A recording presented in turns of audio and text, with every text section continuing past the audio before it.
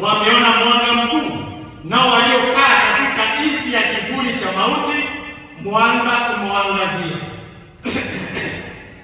Hey, tumsifu Yesu Kristo. Ninaongea kuhusu wachungaji na sijui kwa nini hawa wafua wanataka kunipata. Ndivyo tunaambiwa kwamba Kristo ndiye mchungaji wetu.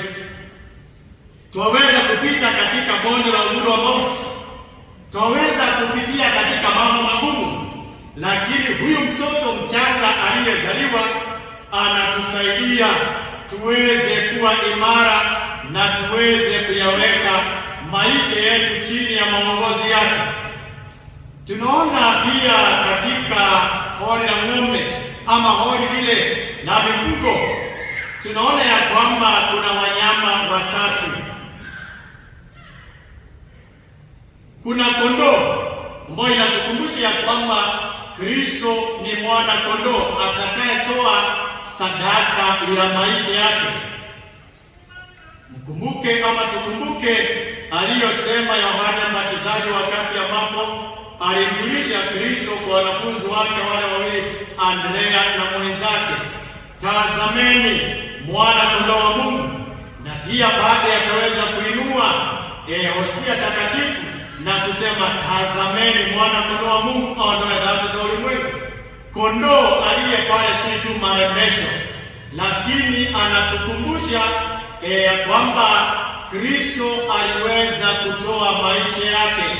Maisha yake alizaliwa awe sadaka, alizaliwa awe kafara, alizaliwa aweze kumwaga damu yake ili tuweze kuokoka.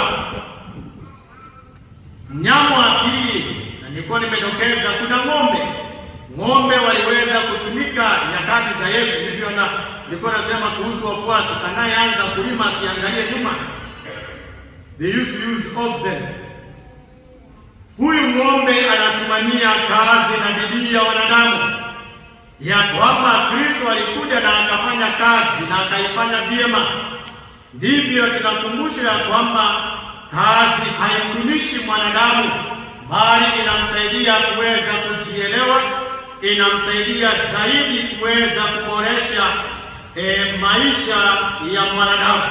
Na ndivyo tukiangalia ustawi, human civilization, there is great contribution from Christianity. Mnajua hivyo?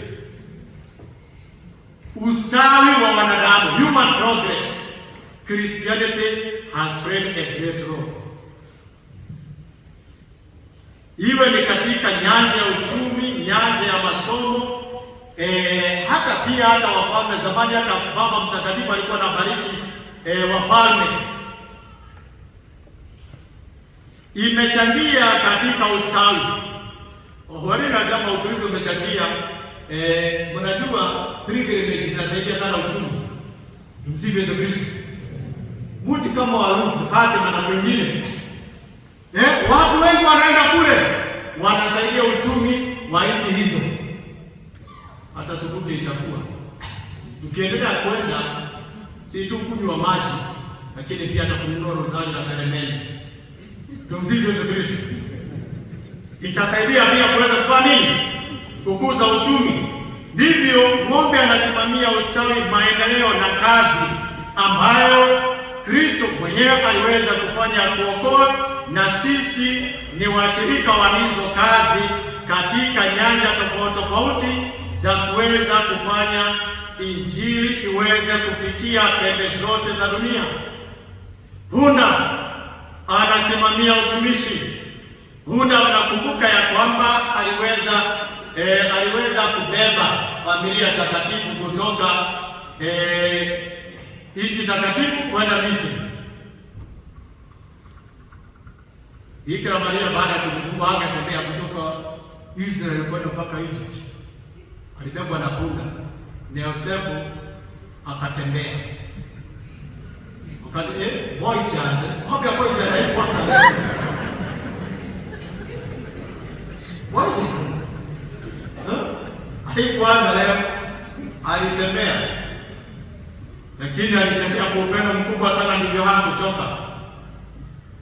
Ndivyo tunasema ya kwamba pia Yesu akiingia Yerusalemu anapanda mwana punda, hakubebwa na farasi, ndio pia inashikana na pia mambo ya unyenyekevu. Aliweza kuingia mji mtakatifu wa Yerusalemu wakati ambapo aliweza kupanda mwana punda, na huyo mwana punda akaweza kutekeleza kazi yake. Ndivyo tujiulize katika maisha, Kristo ambaye alikuja wakati ambapo alikuwa anafundisha kuhusu maisha ya utumishi, alisema si kuja kutumikiwa bali kutumikia. Na ndivyo mnyama wa kwanza kutumiwa ama the beast of burden, ambao ni rafiki mkubwa sana wa mwanadamu, ni punda. Na mnajua pia punda ni Mkristo. Tumsifu Yesu Kristo. Hebu angalieni punda anakuwa na msalaba kwa mgongo. Si punda anakuwa na msalaba umepita kwa mabega. Yes. Dada anataka msalaba. Nataka msalaba. Tumsifu Yesu Kristo. Huyu mnyama anamtumikia mwanadamu katika vizazi tofauti tofauti. Kwa hivyo tunaambiwa ya kwamba Kristo pia ni fundisho kuhusu utumishi, ya kwamba katika maisha yetu tuwatumikie wengine. Mwanadamu ametumikiwa na punda. Punda amemsaidia katika mambo mengi. Ni mnyama mwenye unyenyekevu na bidii nyingi.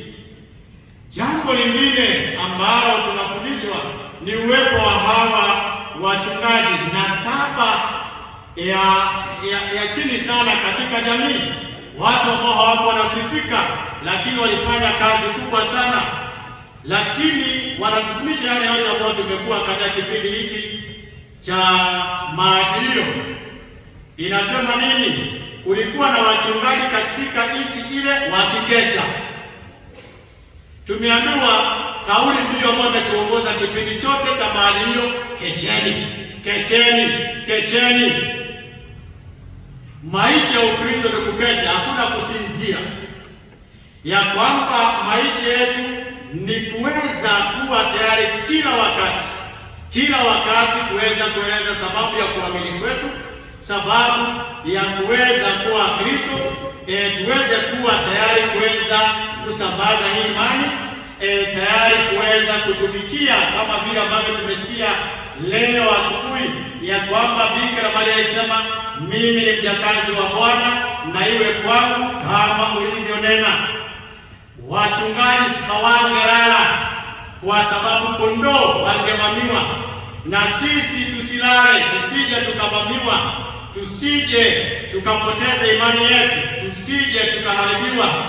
Ndivyo katika Injili ya Yohana sura ya 10 mstari wa 10, mwizi huja kwa shabaha ya kuiba, kuharibu na kuua, lakini mimi nimekuja ili muwe na uzima tele. Ya kwamba Kristo amekuja ili tuwe na uzima tele, kwa sababu mwizi tusipokuwa tunakesha ataharibu, ataua, ataiba, lakini Kristo hana cha kuiba kwa sababu sisi ni mali yake. Je, sisi tunakesha katika maisha yetu? Sisi tunakesha katika imani? Sisi tunalinda kile ambacho Mwenyezi Mungu ametupa? Are we careful? Are we good custodian stewards of our faith, or we are careless with faith? Sisi tunashikilia imani yetu ama sisi tunaishi imani yetu kiholela, ya kwamba hatuitunzi na kuilinda kama vile ambavyo wachungaji waliweza kulinda kondoo ambao walikuwa wanawachunga. Jambo lingine ambalo tunafundishwa ni furaha kubwa. Hata leo imesema ya kwamba maneno ya malaika inawaambia, msihofu kwa maana ninawaletea habari njema ya furaha.